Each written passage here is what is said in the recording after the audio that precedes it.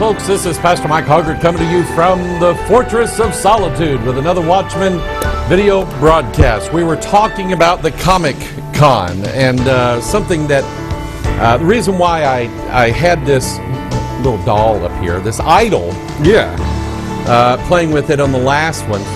Somebody sent me this and they said, Pastor Mike, you got to take a look at this. Now, the striking feature about this particular, and this is a comic book character called Magog. There's his name there, and it's from a comic book series called Kingdom Come.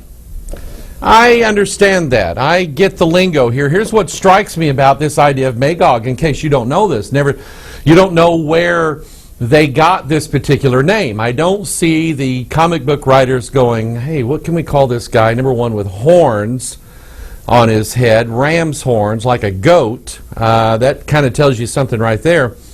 What can we call this guy? Let's call him Magog. Yeah, let's call him that. No, they actually got that name from something that when I saw this, I knew what it represented. I knew what it was. Ezekiel chapter 38, the Bible says, and the word of the Lord came unto me, saying, Son of man, set thy face against Gog, the land of Magog. Okay, Magog's land. The chief prince of Meshech and Tubal, and prophesy against him. Now, so number one, God, the real God of Abraham, Isaac, and Jacob, whose son was Jesus Christ, who died on a cross, the real God is against this. He's against this guy. Gog, the land of Magog. That's his name. And it calls him the chief prince of Meshech and Tubal. Now, some very esteemed Bible scholars would look at that and say, this is an earthly king or a prince of some kind and so on. I would disagree with that. Number one, based upon the language just of the Bible. The Bible talks about Michael in the book of Daniel being, here I'm playing with this thing again, Michael in the book of Daniel being the prince of Daniel's people. In other words, the prince of Israel. He is an angelic ruler, or he has jurisdiction over the Israelites. There's the instance where the book of Daniel again, refers to the prince of the people of Persia, withstood this messenger angel that was coming to Daniel.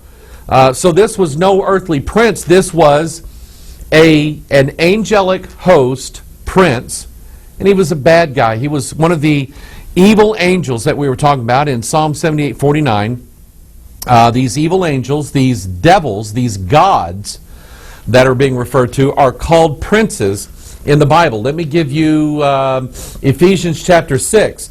Verse 12, for we wrestle not against flesh and blood, but against principalities, against powers, against the rulers of the darkness of this world, against spiritual wickedness in high places. And so this thing here, this comic book character represents a god, an evil angel, a devil.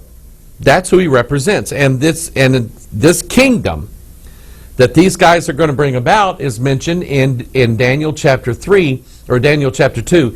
It's the fourth kingdom, a kingdom that is made up of principalities, powers, rulers of darkness, spiritual wickedness in high places, mingling themselves with the seed of men. It is iron and clay together. We're going to look at that aspect of it a little bit this week, more so into the next Watchman broadcast. I want to pick it up where we left off last time we met together on this subject of the whole comic book idea. Where do these characters come from? The Bible explains it to you in Genesis chapter 6. And it came to pass when men began to multiply on the face of the earth, and daughters were born unto them, that the sons of God, it's a reference to the angelic realm, saw the daughters of men that they were fair, and they took them wives of all which they chose. Then in verse 4 it says, there were giants in the earth in those days, and also after that, when the sons of God came in unto the daughters of men, and they bare children unto them, the same became mighty men which were of old, men of renown. So, number one, and not to just completely recover what we talked about and what we've talked about in previous broadcasts. But the Bible's teaching us that there was a time when the gods mated with human women. Evil angels, devils, mated with human women. And what we have found out, and what we're going to explore a little bit in this Watchman broadcast, is that these mighty men which were of old, men of renown, the Bible's telling you that all the stories of mankind bear witness to the truth and the testimony of the Word of God. Let me give you an example of that. One of the earliest records that we have, and those of you who've read Zechariah Sitchin and others, Eric von Daniken, Chariots of the Gods, he's made reference to this idea that gods visited the earth, they seeded mankind, and so on.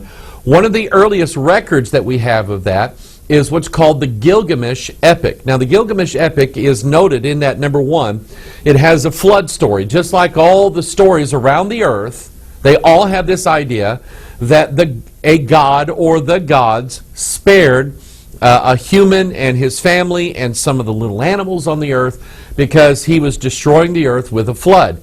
These are the fossilized remains of the true account given to us in the Word of God.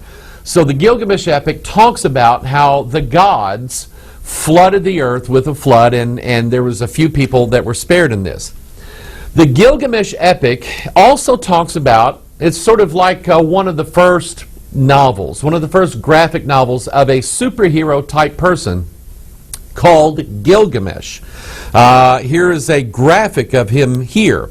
Gilgamesh holding some sort of fierce animal and a lion attacking him, and he is winning the battle. He's sort of a hunter, as it were. Now, the Bible refers to Nimrod as being a mighty hunter before the Lord, and so there is some that believe that Gilgamesh is actually Nimrod. But notice this graphic here of Gilgamesh. Gilgamesh is holding some sort of weapon in his hand. Either that or it's the crank from his old Model A car. And he's holding, that's not a little kitty cat, he's holding a lion next to him. Now I want you to notice the proportions here, the ratio of Gilgamesh to the lion. Lions, full-grown lions, and this one obviously is full-grown, it has a full mane.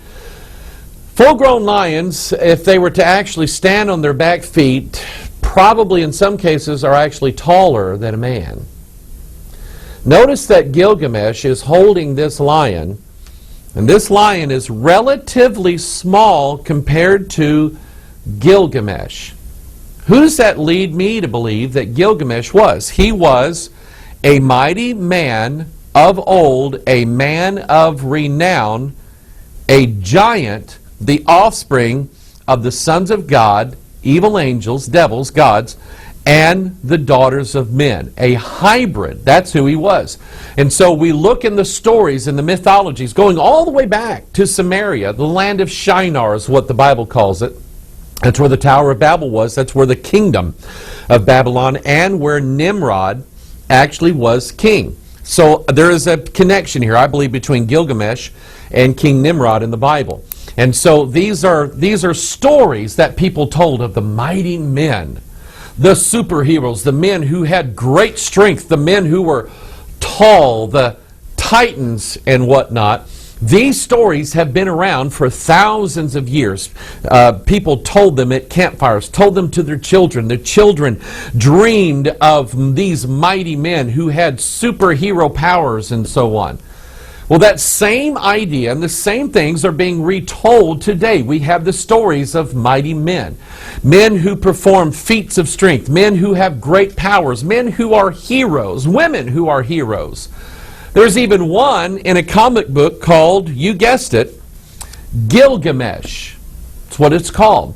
Now, there is another story in the Bible that relates to us the accounts of these giants or these extremely large men with superhero powers, the mighty men of old, men of renown. It's in the book of Numbers. If you know anything about the Bible, the Israelites wandering through the wilderness for a year, God was ready to take them into Canaan land, the promised land that he had. But they sent 12 spies ahead to see what was there. When they came back, 10 of the spies said, we can't go in there. That the land it's inhabited by giants, by mighty men of old, men of renown. They have built humongous fortresses. They are in leagues with one another. We can't fight these terrible, terrible men. We can't do it. Two of them, Joshua and Caleb, said, oh yeah, God said that we could do this. God said he could beat them for us if we would just go in. The Israelites listened to the 10. God made them die in the wilderness by wandering for 40 years. Here's the account given to us in the book of Numbers of what the spies saw in the land. Numbers 13:22. And they ascended by the south and came into Hebron, where Ahiman, Sheshai, Talmai, and the children of Anak, A-N-A-K, were. Now Hebron was built 7 years before Zoan in Egypt. And in verse 28, nevertheless the people be strong that dwell in the land. Notice they have strength, and the cities are walled and very great. They had strength enough to build humongous walls and very large cities. Moreover, we saw the children of Anak there. Let me stop right here. In the Gilgamesh epic, you have a reference to people called the Anunnaki. I believe that's the same people being referenced here in the book of Numbers, according to the Word of God, the children of Anak. Anak was one of these great big sort of godlike warrior kings who was a titan. He was a god. He was a demigod. He was a hybrid, the cross between the sons of God, these evil angels, and the daughters of men, a mighty man of old, man of renown. And so the Sumerians wrote of the Anunnaki, and here we have Anak. I see a verbal equivalent here. Numbers chapter 13, verse 33, and there we saw the giants, the sons of Anak, which came of the giants, and we were in our own sight as grasshoppers, so we were in their sight. In Deuteronomy 9, verse 2, a people great and tall, the children of the Anakims, whom thou knowest, and of whom thou hast heard say, who can stand before the children of Anak? Now notice they are called the Anakims. Now, I have a confession to make. Not only did I like to read comic books, science fiction, Lord of the Rings, I was one of those in the 70s that stood in line, actually went to a drive-in theater, back when they still had drive-ins in this county. The Peevely Drive-In, and I watched, along with everybody else, millions of people all over America, in the Star Wars craze. I went to see this. My family decided, okay, we'll take them to see Star Wars. My dad didn't get it. He didn't get it, okay? But I got it. I was so excited to see this movie for the first time, and there's Lord Vader, Darth Vader. And I loved that. I ate it up. And so when George Lucas decided to continue the series, he goes back. Remember, Star Wars 1 started with episode 4. At the time, I couldn't figure that out. So you had episode 4, 5, and 6. But before that, George Lucas decides to go back now and start from the beginning of the story, episode 1. And we're introduced to a young boy that the Jedi Masters realize that there's something unique about this boy. He is like the prophesied one, the promised child. He is the son of his mother, but they really can't figure out who his father is. And his name, it doesn't show up as Darth Vader, but although we figure out that he's Darth Vader, it's not Darth Vader. It's Anakin Skywalker. The name Anakin comes from Anak, a mighty man of old, a man of renown. George Lucas did not just invent this name. He either researched it and studied it, or, as we find out in Ephesians chapter 2, verse 2, the prince of the power of the air, the spirit that now worketh in the children of disobedience, it was inspired to him to name this special child, this miracle child, who eventually turns out to work for the forces of good, the good side of the force.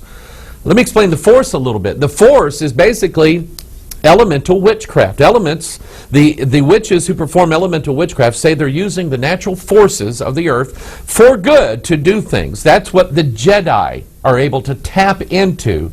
And they say there is a dark side of the force and a good side of the force, but it's the same force. It's witchcraft. So this is who Anakin Skywalker is. He is a warlock. He has these magic powers, a superhero, a supervillain, but he's also the prophesied child that is to be born, and his name happens to be named after the man of the giants, the mighty man of old, the man of renown. And then we have another guy in the Bible, you probably know this one, Goliath of Gath. 1 Samuel 17, verse 4. There went out a champion. Understand that word. I'm going to show it to you in a little bit. Out of the camp of the Philistines, named Goliath of Gath, whose height was 6 cubits and a span. He had a helmet of brass upon his head, and he was armed with a coat of mail. And the weight of the coat was 5,000 shekels of brass, and he had greaves of brass upon his legs, and a target of brass between his shoulders. And the staff of his spear was like a weaver's beam, and his spear's head weighed 600 shekels of iron, and one bearing a shield went before him. Now, this is very, very interesting, because the Bible is sort of drawing a graphic idea in your mind of just who. It doesn't just say they had a guy named Goliath that was tough. That's not what they said. They described his height, 6 cubits in a span, somewhere around 9 feet, 10 feet tall maybe. I mean, this guy was huge. They described all of the armor that he wore, his spearhead weighing 600 shekels of iron. In other words, it was heavy. But he was so massive and so strong that he was, and probably he was the only one able to pick it up. It kind of reminds me of a story. I mentioned the Fortress of Solitude, if you don't know what that is. That is Superman's lair. That's his address. It's up in the north. It's very interesting. We'll talk about that later. But anyway, I know a little bit about Superman. Superman has a locked door into the Fortress of Solitude that even if someone found out where it was, because it's a secret place, nobody would be able to get in it. Superman made a key, and this thing is huge. And there isn't a man or a tractor or a piece of equipment on earth that can pick up this key. It is so heavy. So only Superman can unlock the secret place in the north. Boy, do I want to deal with that. All right. And so anyway, no one was able to pick up Goliath's spear. So Goliath is mentioned as, number one, a giant. We find out from other scriptures that he was the child of that giant, probably Anak. So he was of the Anakim, the sons of God, the daughters of men, the mighty men of old, men of renown. The Bible mentions the word champion. Now, this is pretty much the only place in the Bible where it talks about someone being a champion. It doesn't say that it's God's people. It doesn't say that about the Apostle Paul and all the Christian disciples. It doesn't say that about them at all. This is the only place in the Bible where it mentions someone being a champion. And he's not a good guy. He hates God. He hates God's people. He blasphemes God. He curses God. Goliath is a picture of the Antichrist. He's got sixes all over him. 6 cubits tall, 600 shekels of iron. Him and his brothers have 6 fingers on each hand, 6 toes on each foot. So he's a picture of the Antichrist. David, of course, being a picture of Jesus Christ himself. So it's no wonder. Here we have Marvel Comics Group. They took the name and the character Goliath, made a superhero out of him. And I just like looking at these. You think you're such a big man, Goliath. Here's where Vulcan cuts you down to size. Now, this is also interesting, too. So here we have this character named Vulcan. Do you know that etymologically, Vulcan, because Vulcan is the mythological god who forges iron and steel and stuff like that, more than likely named after Tubal-Cain. Tubal-Cain and Vulcan, they're related, who is of the offspring of Cain, whom God put a mark on. Very, very interesting, the names they come up with. We also have another from Arcana Comics. Arcana means a secret doctrine, a mystery is what it references. A superhero by the name of Champion. Now remember, Champion and Goliath, they all go together. They are the sons of Anak. They are the enemies of God. They are the product of evil angels, something that God told these angels you cannot marry.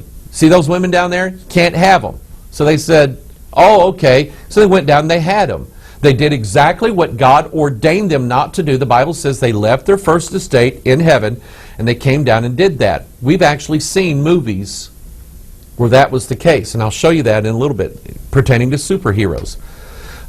So why is it, and this always struck me as interesting. Here's Smiling Joel Osteen. who preaches the wrong gospel. It's not the gospel according to the Scriptures. And there's something about, and when I first heard this, I'm just going, well, it just doesn't sound right. Discover the champion in you. That's his theme song, Lakewood Church. Okay? And Joel Osteen's teaching you, discover what's inside of you, living like a champion. Discover the champion inside of you. Joel Osteen says that you've got one inside of you. You've got one of these champions. You've got something inside of you that needs to be brought out. It's bound. It needs to be released. We'll show you. Well, I've already talked about this I don't know how many times in videos, but we'll show you exactly what he's referring to here as we move on. Let's look at some of these other heroes of myth. We've dealt with not so much myth. We've dealt with Goliath. I believe the Bible's true. The sons of Anak, the Zamzumans, the Bible calls them, the Anakims, and other names that the Bible gives them, mighty men of old, men of renown, who are the cross between the gods, evil angels, devils, and human women. We have almost that exact story in the god or the superhero. One of the first superheroes called Hercules. Now, when I was growing up, there was a cartoon. It used to come on, I can't remember what day, I think it's probably Sunday morning, that dealt with Hercules. This before I started going to church as a young boy. I used to love to get up Sunday morning and watch Hercules, that story, that cartoon, because he was strong and mighty and could do great things. In fact, the whole myth or the story of Hercules is that he performed what was called 12 labors. 12 what seemed to everybody else to be impossible tasks. Super strength. And Hercules was the offspring of a god and a human woman. So here is the Bible telling you that these are mighty men. They have strength, they have might, they have superpowers. They are men of old, men of renown. In other words, there was going to be stories told about these men, these giants, these titans. One of those stories is Hercules. And so the Bible's telling you, if you hear a story about it, here's the truth. Here's what really happened. So we go all the way back to Samaria. We go all the way through ancient Babylon, even in Israel. They told stories. They could tell stories of the mighty Samson. In Greek mythology, they were talking about these semi-gods, these titans who could perform these great feats. And so now in modern times, we have movies, we have TV shows, Hercules, we have comic books. Here is the incredible Hercules. Look at the muscles on this guy. Massive muscles. Now, we all know, when we look at this, we see these muscles and we go, Charles Atlas never looked like that.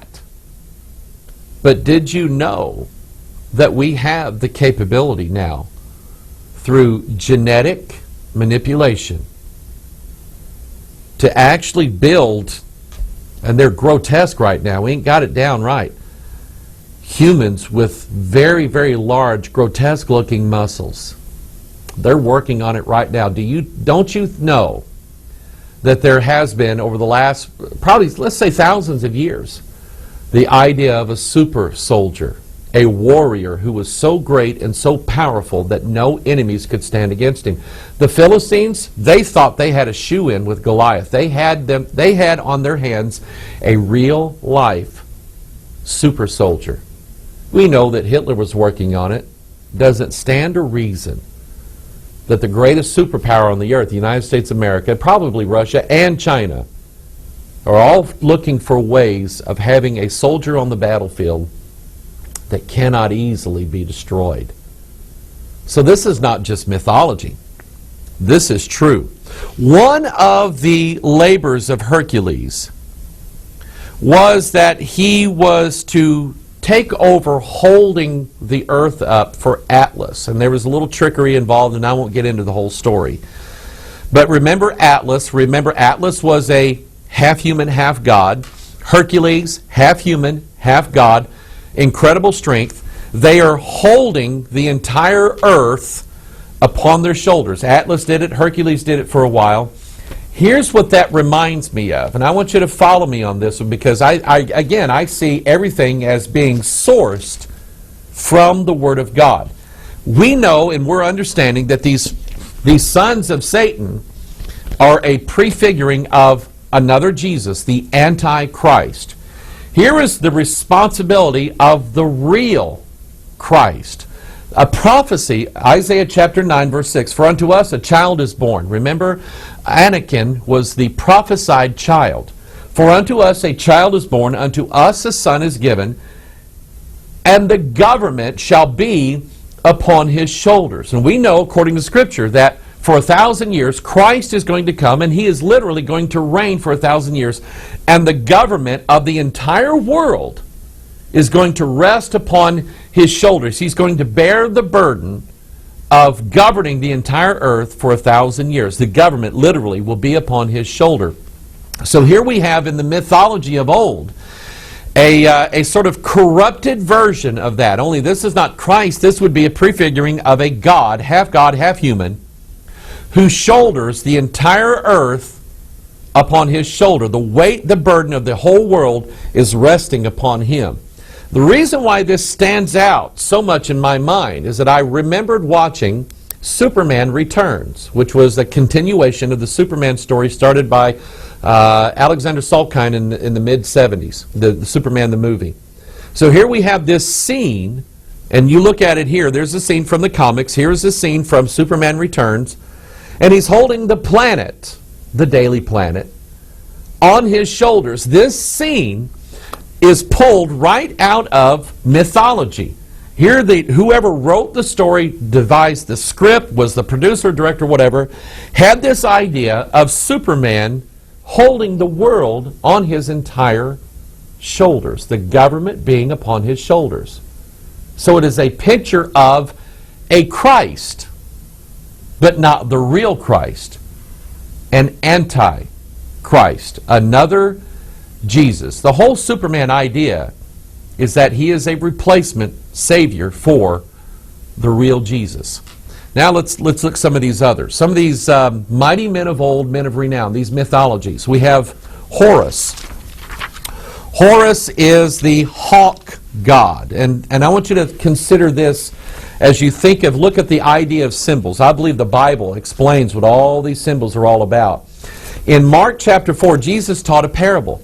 And he used symbolic language in teaching this parable. He talked about a sower went out to sow seed, and some fell by the wayside, and the fowls of the air came and devoured it up. He then explains in Mark chapter 4, he also does it in 2 of the other Gospels, exactly what is meant by fowls of the air, because he actually says, these are they, the seed is the Word of God. So it's someone going out, handing out tracts or preaching, preaching to people or witnessing to people or whatever.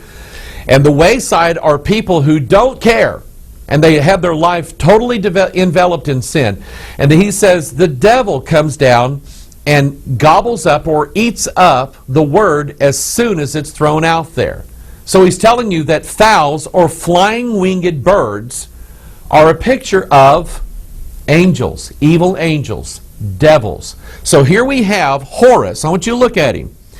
He is half angel, half human. Where did this come from? It came from the idea that he is the son of Osiris and Isis. Osiris was the sun god. The sun mated with the earth, and we have the sons of God. And the Bible refers to angels as the heavenly luminaries.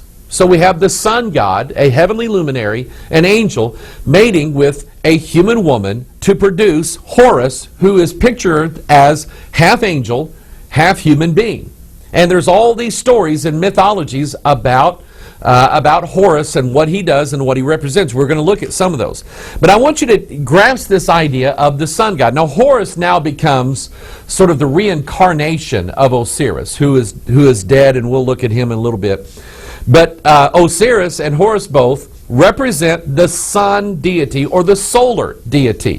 The Mayans had a sun god. The Mexicans had a sun god. The Indians had a sun god. The Romans, the Greeks, the Babylonians, the Chinese, the Japanese flag is basically in reference to the sun god. The Chinese emperor was the son of the sun god. He's supposed to be a representation of half God, half human. So we have these stories all over the earth, and all these kings reigning over mankind. The emperor of Japan is the sun god. Even in India, you see this here, the sun god who has these horses and chariots and superpowers and all of this stuff, and all these, the Bhagavad Gita, which I have a copy of. I've never read it, but from what I understand, it talks about the exploits of these gods and of these devils and so on. So it in itself is sort of like a comic book of old. It's telling the story of the men of old, men of renown. Now, here's something very, very interesting. This goes into the whole Superman mythos, this idea of a son of the gods. Jor-El, here's a graphic of him here. In the early renditions of the Superman comic books, Jor-El was always pictured with this emblem upon his chest. It's an emblem of the red sun of Krypton. Jor-El, now should follow me here. Jor-El represents a god, a sun god.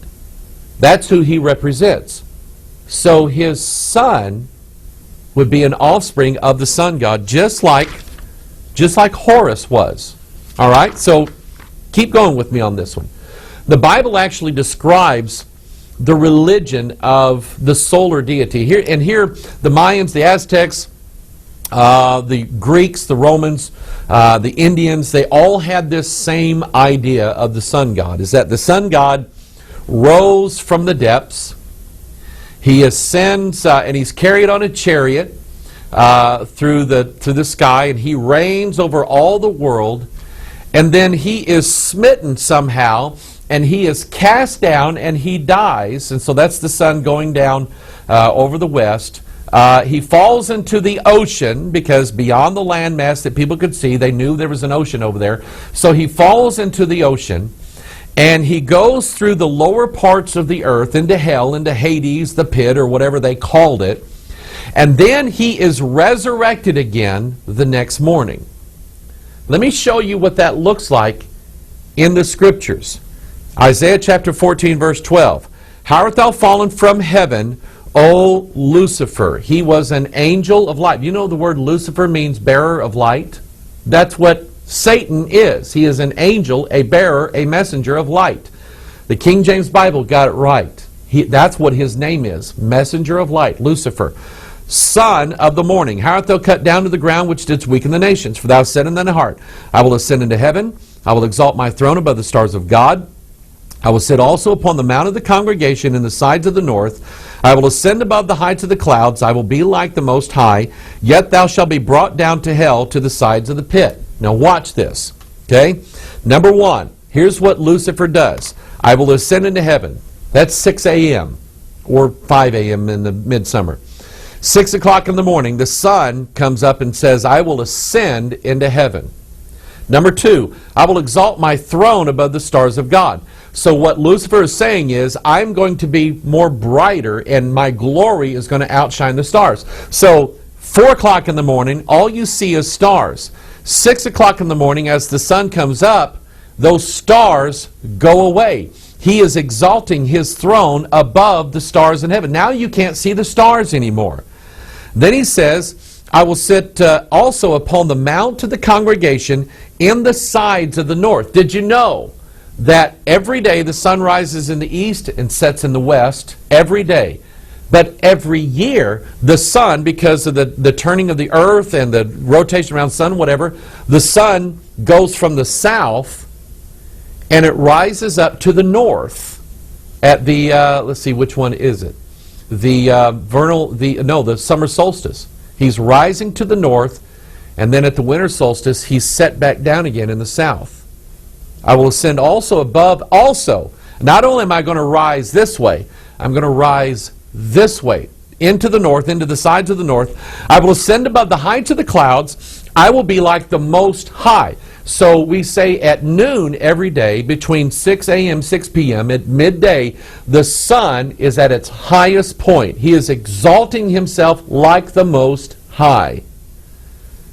Yet thou shalt be brought down, because after he's exalted up here, what happens? Thou shalt be brought down to hell, to the sides of the pit. So, Jor-El ends up being Lucifer, and the superhero based upon him is the son of Satan. Jor-El gives birth to Kal-El. There's more to that I'm going to show you here in a little bit. The guys who invented these characters, they knew something, or they were inspired to do this, and I think both is true. Oddly enough, we have a superhero by the name of Osiris. Ammon, yes, Adrian, and more. The wisdom of Zehuti, the courage of Mehen. I am truly your brother, Isis. I am Osiris, even though I am not sure what that means. See, we have a superhero by the name of Osiris. Now, his human name, and we saw it here, Ammon Tomaz. Where did that come from? Ammon means, is the Egyptian god. I think it's Ra, the sun god. But Tomaz, where did that come from? It came from the story of the dying god Tammuz. Tammuz is Bacchus or Adonis or Apollo or even the sun god who is smitten and he is dying. He dies and he awaits resurrection. They worshipped Ammon Tomaz or Tammuz. They worshipped him in the book of Ezekiel, and God said it was an abomination. Ezekiel 8:13, he said also unto me, turn thee yet again, and thou shalt see greater abominations that they do. Then he brought me to the door of the gate of the Lord's house, which was toward the north, and behold, there sat women weeping for Tammuz. They're weeping for the dying God who is awaiting resurrection. That's who Osiris, Horus is. That's who the Antichrist is. He has a head wound. He's in the pit. He is awaiting his resurrection. These comic book characters are nothing more than prefigurings and telling the story of the coming of the Antichrist. One of the notable features about Horus is what's called the eye of Horus, the all-seeing eye. You see, Horus, for some reason, has got an eyeball missing. And he's had his eye out, and now he has with this one eye, he can see greater than any of the other gods or any of the people. It's called illumination. People want to have the eye of Horus opened up in them so they can see into the spiritual realm and so on. Here's where that came from. Zechariah chapter 11 verse 17, woe to the idol, notice idol, shepherd that leaveth the flock. The sword shall be upon his arm and upon his right eye. His arm shall be clean dried up, and his right eye shall be utterly darkened. His right eye darkened, taken out. So when you hear stories of Cyclops, it's a representation of those gods who have had one eye darkened, and yet the other eye is an eye of illumination. It is what people are seeking after. Notice in this graphic up here that it's the all-seeing eye of Horus that is undertaking or favoring the undertaking of a new world order. It sits atop the pyramid. In other words, this is the Antichrist. And all of these comic books are drawing people to the idea of the coming superhero God who's going to save mankind. They have comic book conventions all over the country. Now, when I was growing up, comic books were for kids. And you bought old comic books at yard sales. You bought new comic books if you had the money at Walmart or wherever it is your mom took you shopping. I didn't know any kids that actually had a subscription to these things. They just, when they got money, they got comic books, and we treated them like dirt. All right, we put them in. I had a big metal box. I stored all mine in. Didn't take very good care of them. But now, I mean, these things are like huge. It's not just geeks anymore that read comic books. They have comic book conventions called the Comic Con. Isn't that amazing? That's a catchy name, isn't it? The Comic Con. Here's their logo. It's Horus's eye of illumination. It's the same one that's on here. It's everywhere. It's the eye of illumination. They're trying to illuminate people and teach them these stories so that when they see the reality, or He is going to be the desire. Just like Jesus was the desire of the nations, this Antichrist is going to be the lustful desire of the people of mankind.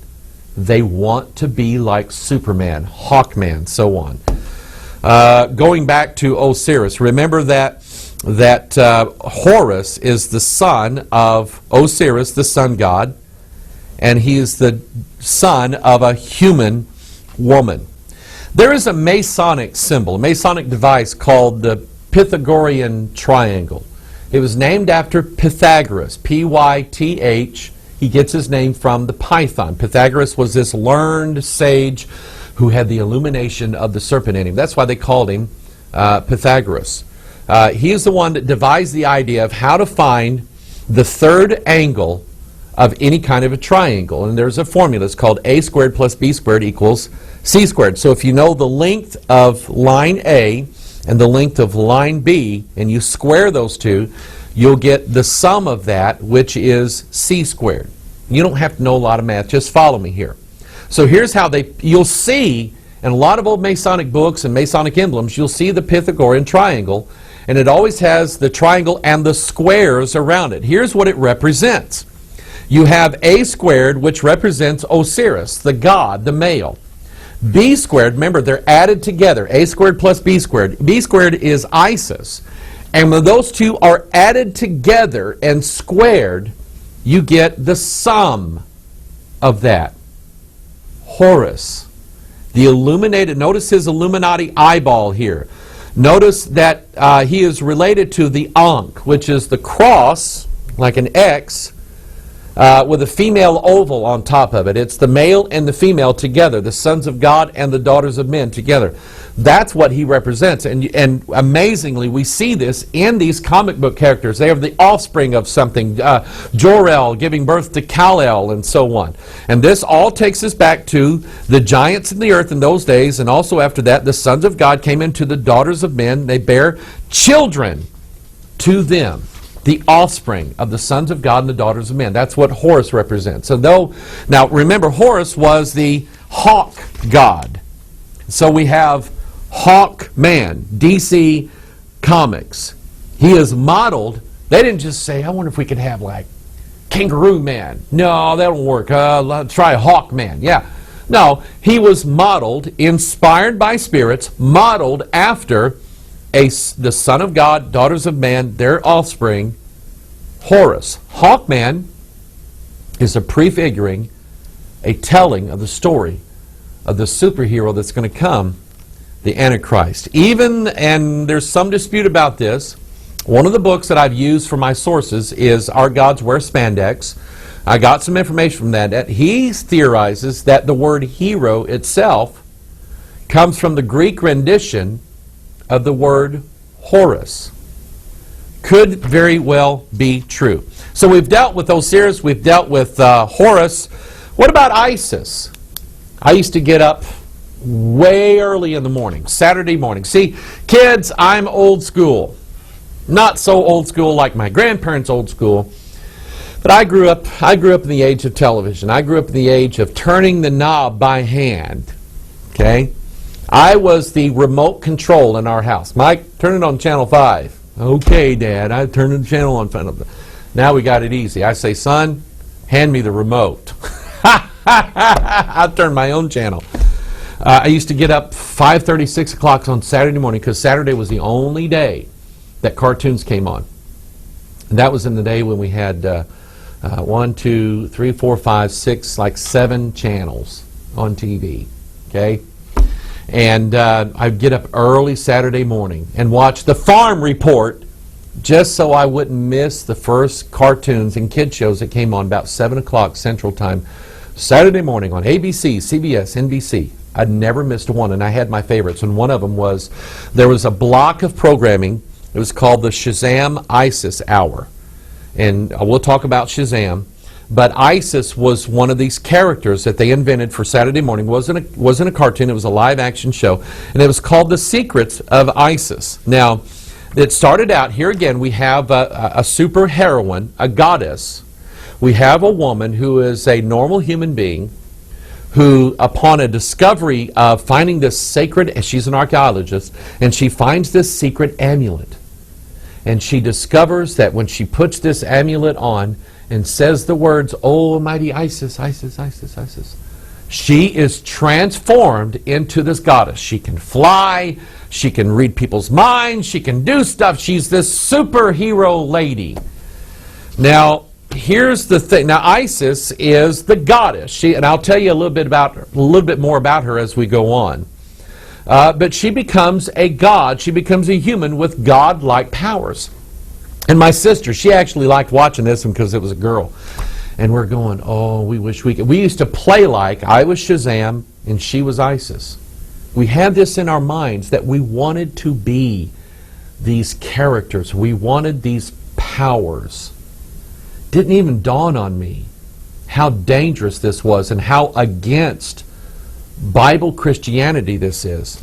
Now, the amulet that she found, I want you to notice here, the secrets of Isis. She wears this on her forehead. It is a bull's horns with the sun disk inside of it. Literally, her third eye. This is the goal of Freemasonry, of Mormonism, of the New Age movement, inside of the church, quantum spirituality, Leonard Sweet, Rick Warren, all these things. It's the goal of all of these groups is that man becomes a god by having his eye of Horus awakened inside of him. You see, it's already there. It just needs to be awakened. That's what Joel Osteen was teaching you. You've got this champion inside of you, this Horus, this god inside of you. He's asleep. He's bound. He needs to be awakened. And so when she dons this amulet, she now has her pineal gland opened up. She now has the sun disk, God giving her illumination, Horus giving her illumination. It's called the Bindi in Eastern mysticism. You see these women who are adorned with this sun disk, this spot. Think about that. Study that out in the Bible. I'll show you that some future teaching. She has a spot on her forehead, a mark on her forehead. What this is, what Isis, the secrets of Isis, what she was teaching. Revelation chapter 13, verse 16, He causeth all, both small and great, rich and poor, free and bond, to receive a mark in their right hand or in their foreheads, and that no man might buy or sell, save he that had the mark, or the name of the beast, or the number of his name. Here is wisdom. Let him that hath understanding count the number of the beast, for it is the number of a man, and his number is 666. Now I want you to follow with me here, because remember, we found out that that Horus had his right eye put out, and he had his right arm cut off. So the eye of illumination, the mark of the beast in the forehead, means that you have your mind darkened. You cannot see the grace of God, and so now you cannot see the real Jesus, so now you turn to a fake one. You have the mark on your right hand. Now your right hand has no power. Right hand is the arm of strength. Right hand is where God's book is. It is where the Son of God is. So now you cannot be saved because you have the mark exactly where the beast, the idol shepherd, had his stuff either cut off or cut out. Isn't that amazing? Those who take this mark are having the grace of God through the New Testament cut off of them, and they're having the illumination. They cannot see who the real Jesus is, so now they follow the fake one. The mark on the forehead. That's the secret that Isis is teaching. I wanted to follow that. Me and my sister wanted to follow that. Here's another super heroine. Wonder Woman. Notice that she has a mark on her forehead too. It's a star, a pentagram. Thou hast said in thine heart, I will ascend into heaven, I will exalt my throne, I will sit also upon the mount of the congregation, I will ascend above the heights of the clouds, I will be like the Most High. That's what that pentagram represents. Wonder Woman. And she has a story all of her own. Now, Wonder Woman was more than just a comic book, as is what's going on in this world. They're turning all of these comics into movies, TV shows, cartoons, whatever.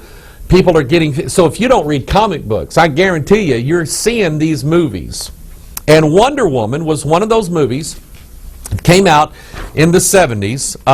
My dad, he liked to watch Bugs Bunny with me, but he never was really interested in ISIS. But for some reason, Dad never missed an episode of Wonder Woman. Linda Carter. Never could figure out why back then. But he never missed an episode of Wonder Woman. Okay? So here's Wonder Woman, and she has a story too. Her name is Diana. Her earth name, her human name, is Diana Prince. Remember who Magog was. Remember the prince of the people of Persia. Remember principalities. Because her real name as a goddess, as an Amazon woman, these warrior, godlike women who have these powers and they hate men like Jezebel. Her name was Princess Diana. I'm going to show you that in a little bit. She is described as being as beautiful as Aphrodite, that's the goddess of sex. Wise as Athena, she's the owls mentioned in the book of Isaiah.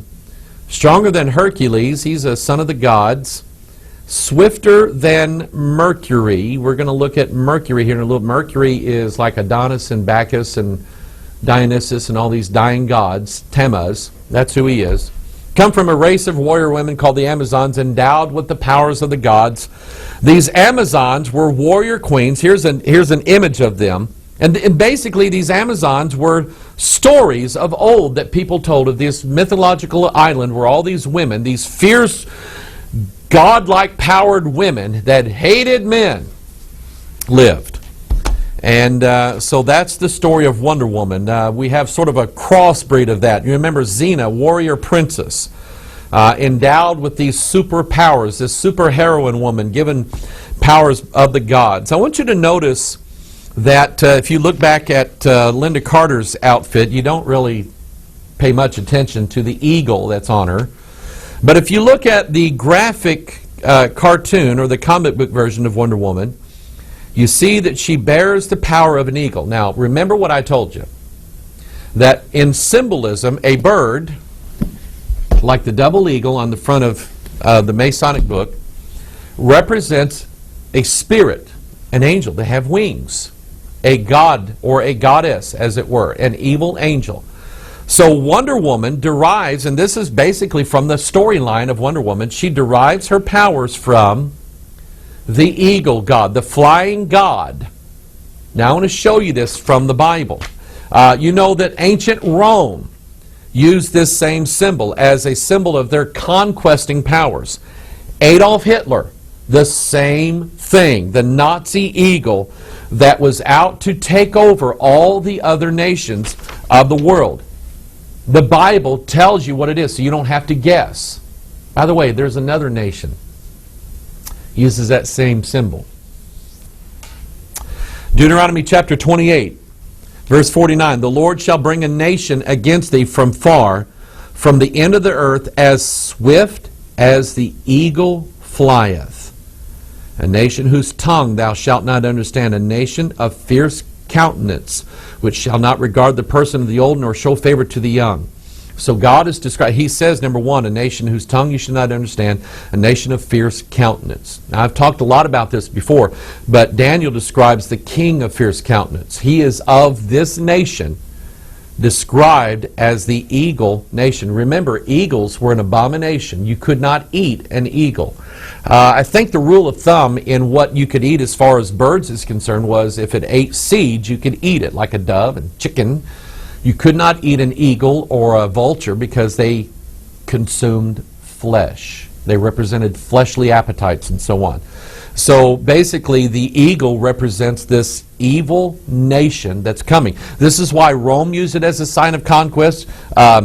Hitler used it as a sign of conquest. Wonder Woman, she comes with the power of this nation and king of fierce countenance. She literally has the spirit of the gods giving her her power. Now, her name, Princess Diana.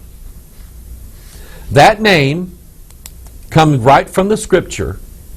We note in Acts chapter 19, verse 27, They're talking so that not only this our craft is endangered to be set at naught, but also that the temple of the great goddess Diana should be despised, and her magnificence should be destroyed, whom all Asia and the world worshipeth. Great is Diana of the Ephesians. So here we have a comic book character. Isis, Wonder Woman, Xena, warrior princess, all modeled after this one female goddess.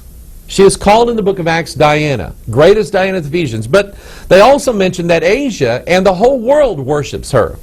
The Greeks called her Diana. The Romans called her Venus. Aphrodite, the god of Eros, or lovemaking. She is the fertility goddess. Did you know that Diana and Isis, the same thing? Isis, Ishtar, Ashtaroth from the Old Testament, whom God said you're not to worship, not have anything to do with it. So Wonder Woman and Isis, God said you're not supposed to have anything to do with them. You're not supposed to follow them. The enemies of God. Other names all throughout history. The Mayans worshiped the fertility goddess. The Aztecs, the Peruvians, the ancient Indians, Native Americans worshiped. The Indians from India worshiped her. I think she was Shakti. Many other names given to her, but it's the same goddess. Her real name in the Bible is Mystery Babylon the Great, the mother of harlots and abominations of the earth. Now, something, if you read the scriptures, you understand and know that the earth is always characterized as a woman. The earth opened her mouth to drink Abel's blood and so on, and you'll see that. The earth has a womb, like waters issued forth from a womb. When the fountains of the great deep broken up in the days of the flood, God described that as like waters coming out of a womb. So the earth is always pictured as a woman. Hence, mythology always attributes the earth as a goddess of fertility. In other words, the power of the woman to produce or generate life gives her this godlike character. So the earth itself is pictured as Gaia, the goddess of fertility, the goddess of green. So I want you to think about this. The sun god shining down on the productive earth, and it produces fruit. Where does fruit come? It hangs on trees. Where do the trees come from? The leaves, the green leaves on the trees bring in the power source from the sun. So it's like the sun joining with the earth to create these fruits. Think about that idea. So we have the sun god mating with Isis, Osiris and Isis coming together to produce Horus. He's like the fruit that's on the tree of knowledge of good and evil that we're not supposed to partake of, not supposed to have anything to do with. Ted Turner, Turner Broadcasting, a New Ager, okay, worships the earth. So he invents this cartoon character, this comic book superhero called Captain Planet. And he's green, and he says, the power is yours. And you find these teenagers, these children, who represent earth, air, fire, water, and then heart or spirit or ether. And they have these powers inside of them. And they decide to use them for good because Gaia, the mother goddess, is going, oh, the bulldozers are pushing down the trees and they're harming me. It's hurting me. Oh, we need someone to save the planet. So she teaches the children that if they join forces, they can create a force. Think about it. Elemental witchcraft. They can create a force that will bring forth, coming up out of the pit, Captain Planet. Spirit of the earth, Gaia, bringing forth Captain Planet, the green man. You see, and we don't see it much in America, although we do, we just don't recognize it. Captain Planet is a derivative of the green man, or in England he's referred to as Jack on the Green. The English people, they love the word Jack. There's Jack and the Beanstalk, Jack on the Green, One-Eyed Jack.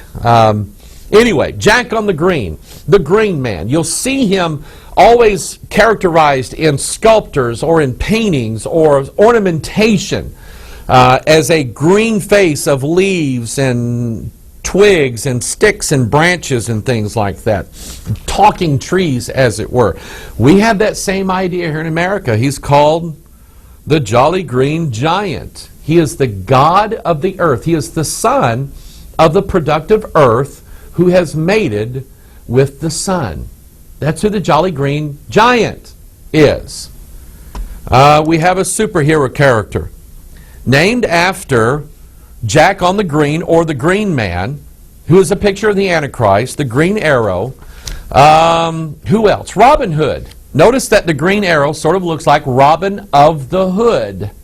Robin of the Hood, always dressed in green. He was a picture of this superhero who beat down the evil, bad people and was a helper of the good people.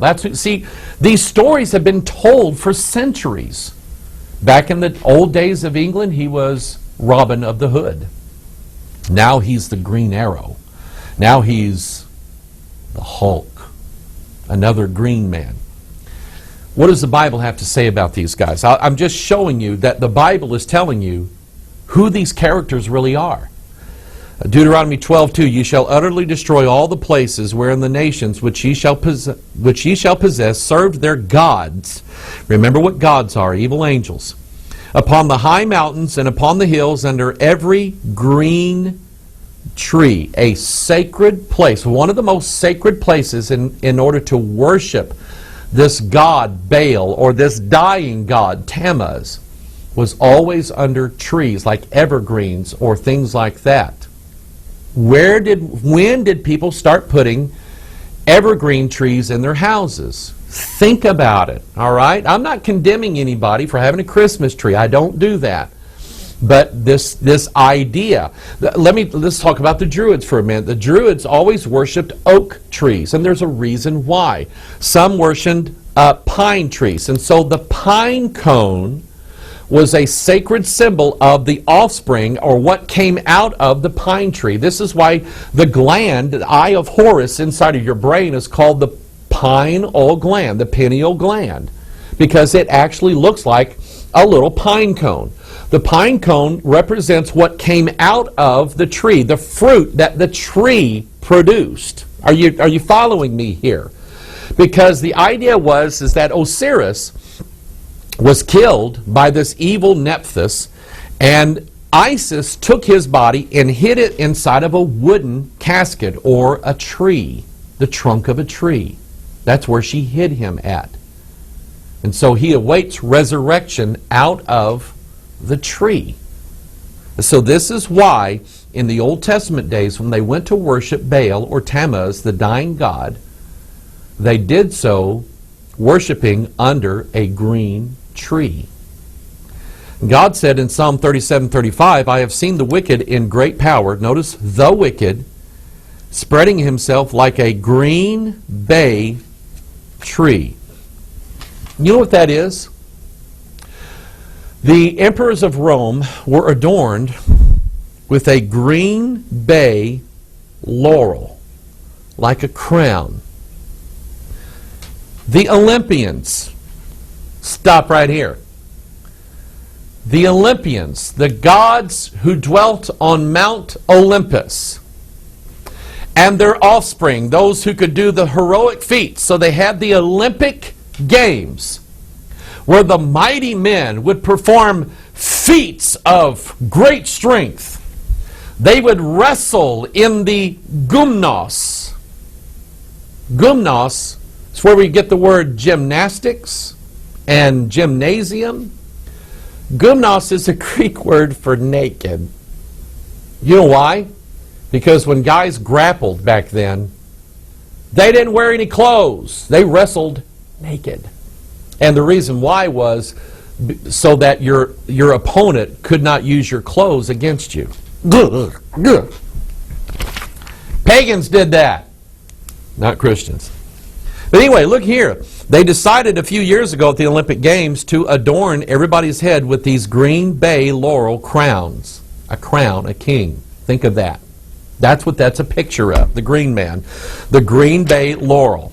Then we get into the god Mercury. I talked about him a little while ago. That's who Wonder Woman has part of the power. She has the swiftness of Mercury. Mercury is a messenger god. He's a guide of the souls to the underworld, which is hell.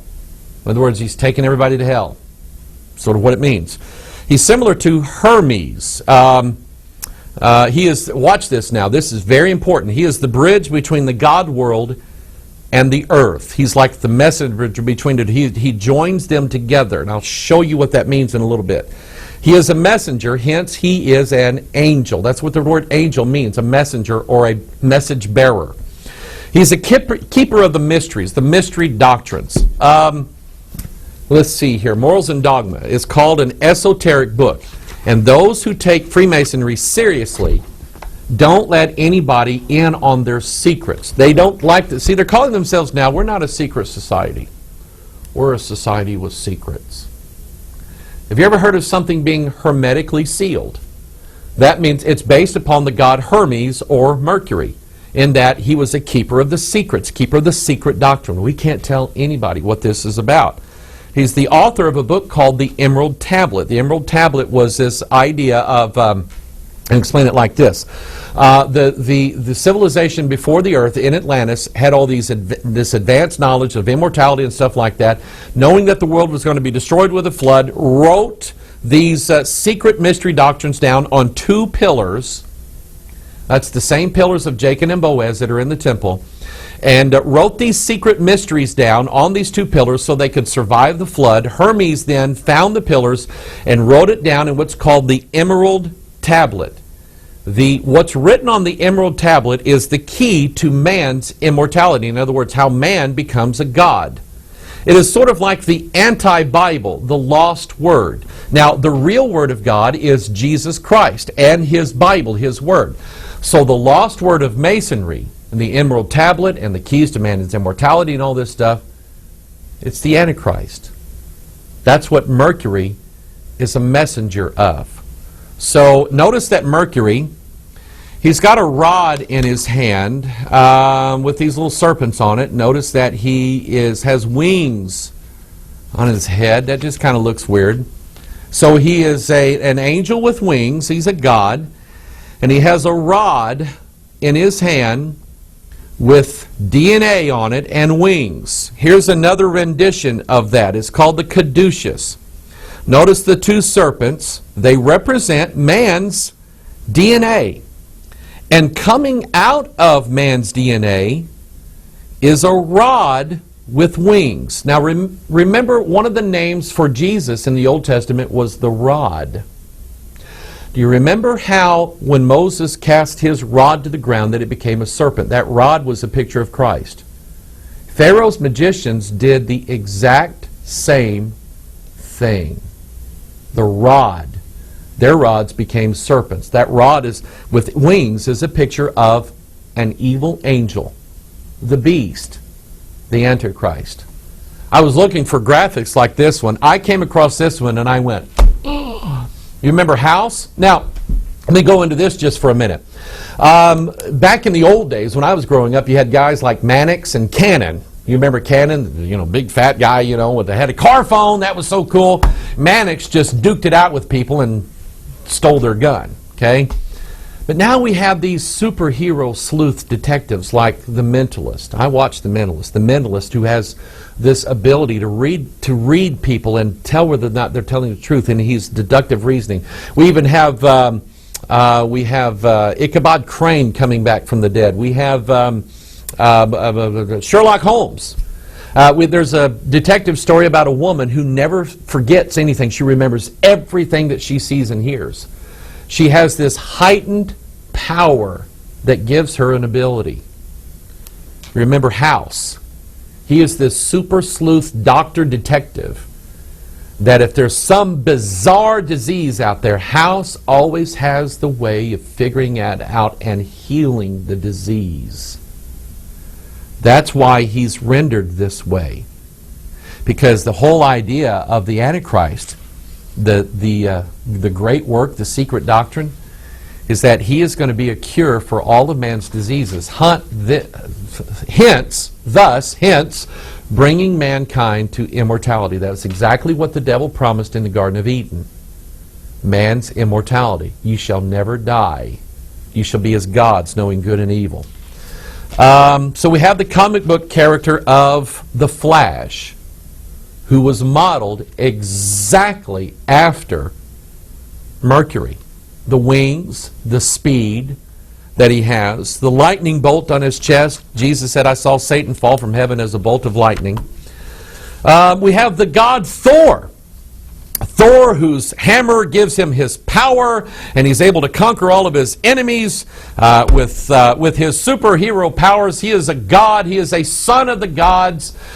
In the rendering that Marvel made of him, he is the son of Odin. Odin is what we get Wednesday. You ever wonder why Wednesday was spelled the way it was? It's the god Odin. And so Thor is the son of the gods, Odin, and he has his superhero hammer that only he has the ability to pick up and use. Only he can wield the sacred hammer. It's sort of like the key into the Fortress of Solitude, or Goliath's spearhead. Only Goliath can pick that thing up. Do you remember watching the movie The Avengers? Of course you watched it. Everybody did. You went to see The Avengers, and you remember the scene where Thor was fighting with the Hulk. And the Hulk was getting the best of him, so Thor decided to throw his hammer, and the Hulk went after it. And the Hulk, who can do anything, cannot pick up the hammer. Did you remember that scene? That's why. Because the idea is that only Thor has the right to use the hammer. He has all power. Not even Hulk can pick it up. And so Thor just goes like that, and the hammer comes to him. Like the Jedi who do that with their lightsaber. Okay? Thor's hammer. I noted that in the movie Thor, his hammer had this character on it. Let's see here. It's called a triquetra. And it represents, it's sort of related to what we saw a while ago, the caduceus, where you have two strands of DNA and then one rising out of it. It's basically a symbol for immortality or rebirth. There it is on the New King James Version of the Bible. Here it is. You've seen me use this before. The Aquarian conspiracy, same symbol. What it represents is that mankind is going to be a god by means of what this symbol represents. The champion's going to rise up out of us and turn us all into immortals. It's going to heal all of our diseases. Do you believe that? That's what they teach. That's what the devil promised Eve in the Garden of Eden. Now, here's the thing. Thor is one of these gods who dies, is buried on the earth, and then he's resurrected to save the world. Actually, he has more power after his resurrection than he does before he's died and buried. Now I want you to remember that, and remember that theme, because we're going to see it again.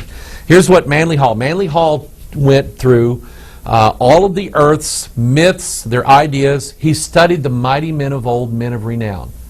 He came to the conclusion that just about every civilization on the earth and all of their stories and myths and legends were all basically teaching one secret doctrine. It was given different names because at the Tower of Babel, God scattered everybody and thence scattered their ideas of who this secret was all about. So he's given the name of Thor here, Apollo here, Dionysus here, Odin somewhere else, or whatever. He's given these different names. Isis and Diana and Ashtaroth is the name of the goddess. But it's the same concept and the same idea.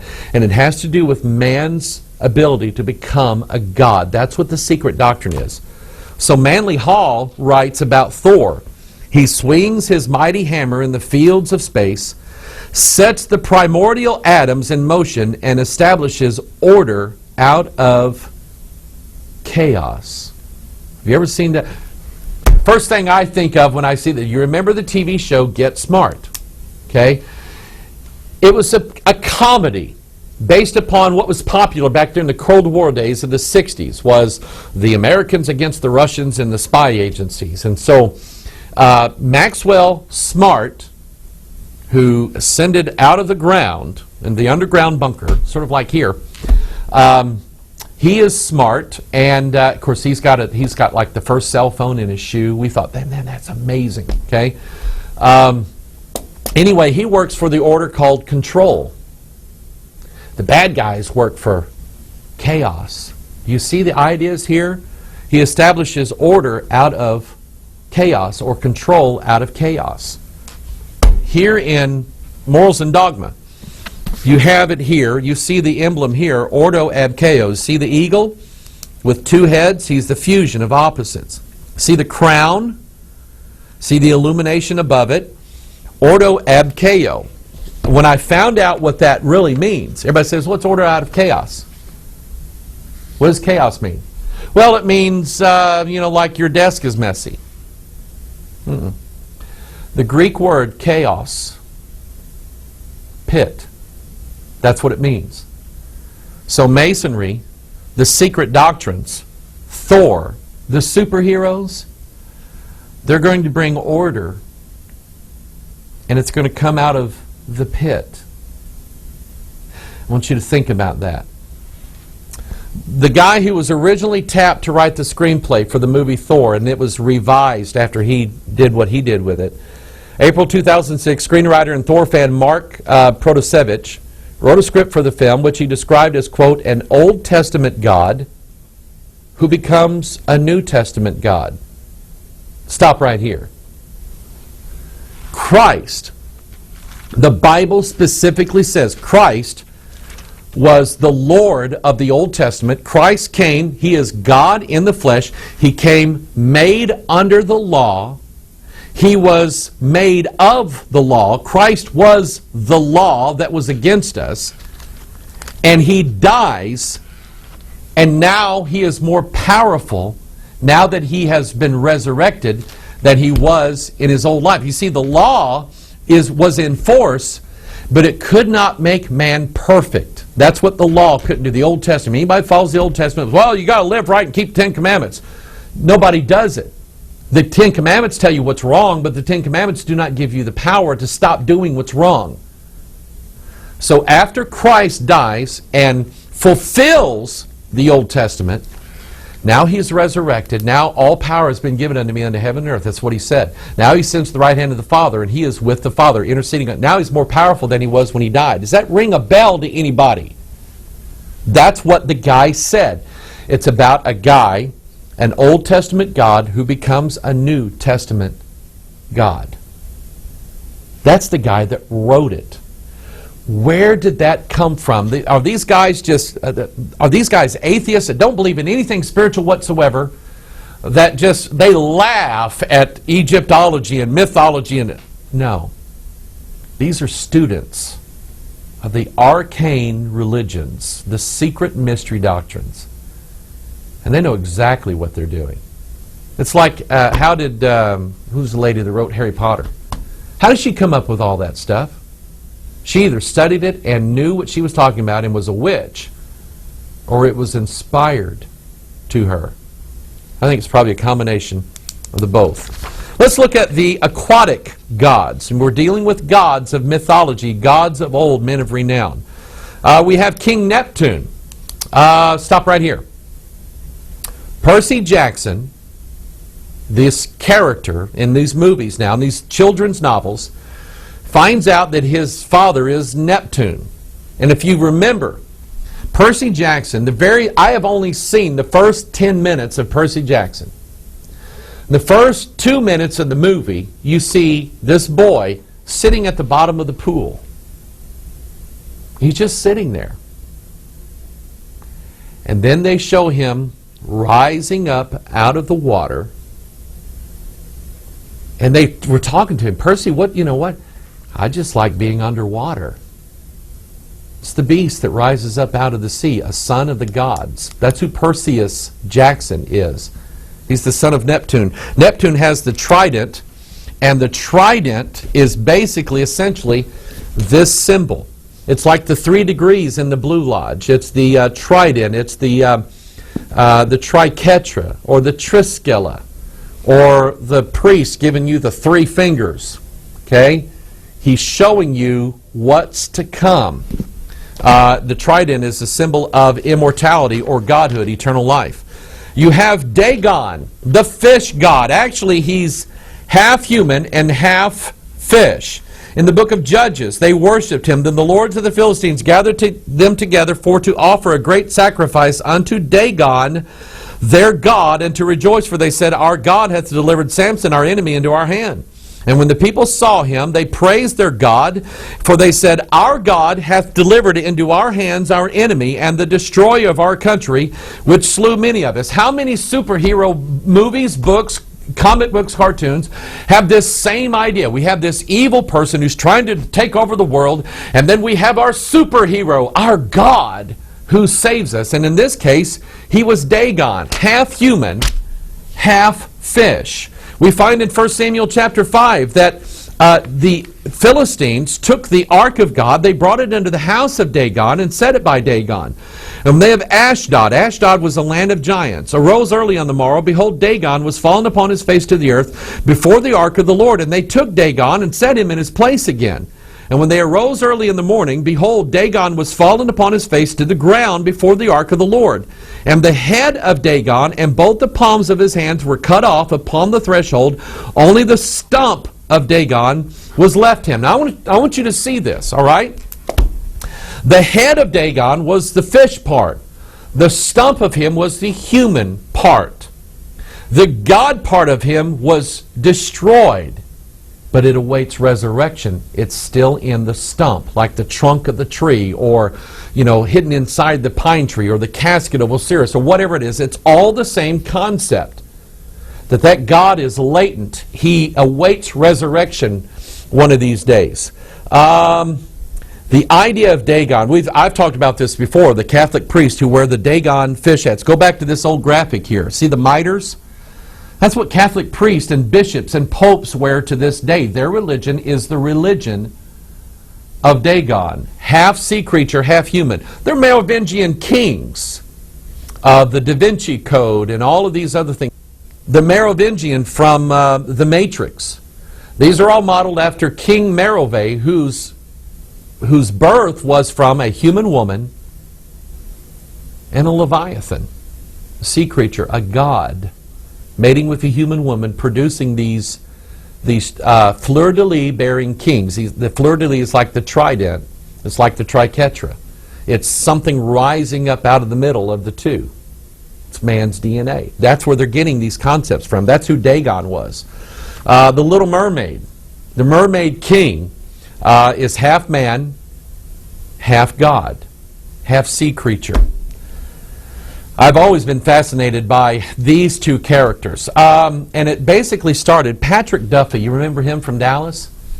He actually had an earlier gig, and I wish it would have taken off better, but it never did.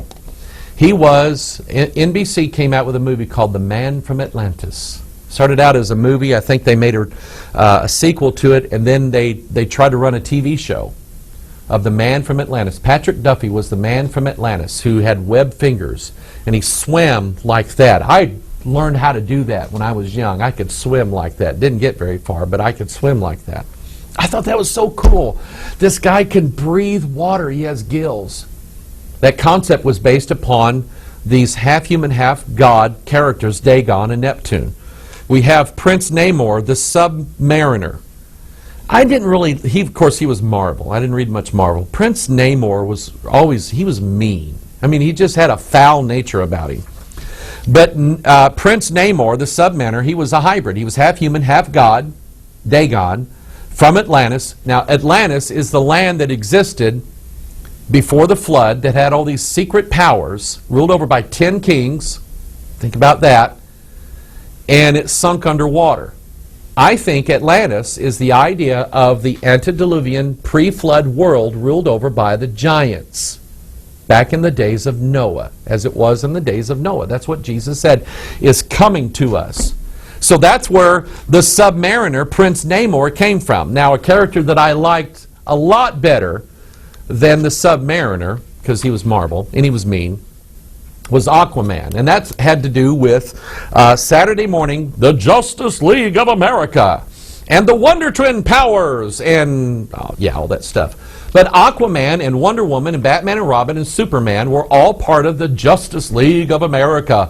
The superheroes who were going to bring truth and justice in the America. I just love that. And Aquaman was basically the same character. His early version has, and this is, came out in two separate comic book series. His early version, his father discovers Atlantis and its secrets, teaches his son how to live underwater. But then afterwards, they retold the story. Now he's Orin, and he's born of Atlan and Atlana, the king and queen of Atlantis. And again, he is a half-human, half-god, submariner type thing, a Dagon type god, he is another god that rises up from the depths of the sea. So and let me read this to you, Revelation 13:1. I stood upon the sand of the sea, and saw a beast rise up out of the sea, having 7 heads and 10 horns, and upon his horns 10 crowns, and upon his heads the name of blasphemy. And the beast which I saw was like unto a leopard, and his feet were as the feet of a bear, and his mouth is as the mouth of a lion. And the dragon, that's Leviathan according to the Bible, gave him his power and his seat and great authority. You see, Aquaman, just like Prince Namor, these are God kings that rise up out of the water. Now, Revelation 13:18 sort of gives you the gel or the consistency of this half-human, half-God thing. Watch this. Revelation 13:18. Here's wisdom. Let him that hath understanding count the number of the beast, for it is the number of a man, and his number is 666. Notice that. Let's go back and look at Dagon. And I'm almost done for today. We've had enough, all right? And it's lunchtime and I'm hungry. Dagon is beast and man together, hybridized into the same body. Remember Horus, beast and man together. The picture of house, beast and man together. All of these characters with wings, or Hawkman, or the Green Man, or whatever, they are hybridizations. They are the offspring. They are half beast, half God, and half human. And so here's something that's in the Bible. It's been there forever. And I just noticed it a couple years ago, that this beast has a number.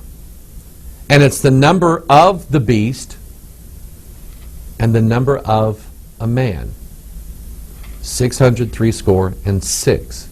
Now, if we were to break it down to its simplest saying, the number 6, we go back to Genesis chapter 6, and that's what we see. Sons of God, daughters of men. And they produce these comic book characters. They produce Namor and Aquaman and Hawkman and all of these superheroes, mighty men of old, men of renown. These things that, and they're worshipped, like the green man under the green tree and things like that. And these things, God told His people, don't follow after them. Don't learn their stuff. Don't learn their ways. Now the devil, we mentioned this the last Watchman, he's going to send his false prophet to deceive mankind. Many false prophets are out there right now deceiving people, telling them stories that everybody says, well, they're just stories, they're lies, they're mythology, they're made up. You take them so seriously. Actually, they are just the figments of imaginations that are based upon the reality of what the Bible is teaching you. And the Bible is trying to give you wisdom so that you understand half human, half God. A Savior that's going to rise up with great powers. He is going to be a God King over the earth. And He's going to be so mighty and so powerful that who is like unto Him? Who is able to make war with Him? Look up in the sky. It's a bird. It's a plane. No, it's Superman. And nobody can beat Superman. So the comic books, the graphic novels, the TV shows like Smallville and Lois and Clark and Batman and Robin and all of even the 60s version of Batman and Robin, all these ideas trying to get you to the idea. It's planting this subliminal message in your mind. What if there really was a superhero? What if there really was a man who had these magnificent powers, and he took and defeated the evil foes that were trying to conquer us? We would make him our king, our God. If you watch The Man of Steel, Clark Kent, Kal-El, Superman, finally convinces the military guys, I'm on your side. You don't have to fight me. I'm on your side. The whole world is going to wonder after the beast, who has the number of a man. They're going to worship him. And God was telling us all throughout the scriptures, don't do it. Don't learn their ways. Don't do it. It may look like mythology now, like science fiction. But even I saw a brief interview with Leonard Nimoy, Spock, half human, half Vulcan. Remember that? Tubal-Cain, half human, half God, or half alien. Leonard Nimoy talks about. He said, you remember watching Star Trek in the '60s, and they had the tricorders, and they had this, and they had the other. He said, we have that now. And it's a general idea that your thoughts do produce fruit. Careful, little eyes what you see, little ears what you hear. But the idea that these myths, according to the Word of God, there really is a son of Satan. And he really is going to take over the world. That's what's being taught. I have a ton more information to give you, and I'm not trying to just drag this out. I spent a lot of work and a lot of research, and I've had this in my mind to do for a long time now. And starting next week, we're going to get into this idea of the dying God, because we mentioned Thor a while ago. He's died, he's buried, he's brought back to life, and he has greater power after that. Boy, wait till you see what I've got on this one. So we're going to talk about a lot of things coming up, and including what the end game of all of this is. Where is it headed? And we're going to talk about where these guys got their ideas. You'd be amazed. So anyway, that's coming up in the next Watchman video broadcast. I hope you've enjoyed this one. And I hope it's been educating to you. Those of you who, let's say you've never heard of me, never considered the Bible much, but you love comic books. There is a Comic Con. It's setting you up to believe a lie. Don't fall for it. There's actually, God has greater people in the Bible. Greater is He that is in me than he that is in the world. This Bible has better stories than that, I promise you. Anyway, God bless you. We'll see you next time. Bye-bye.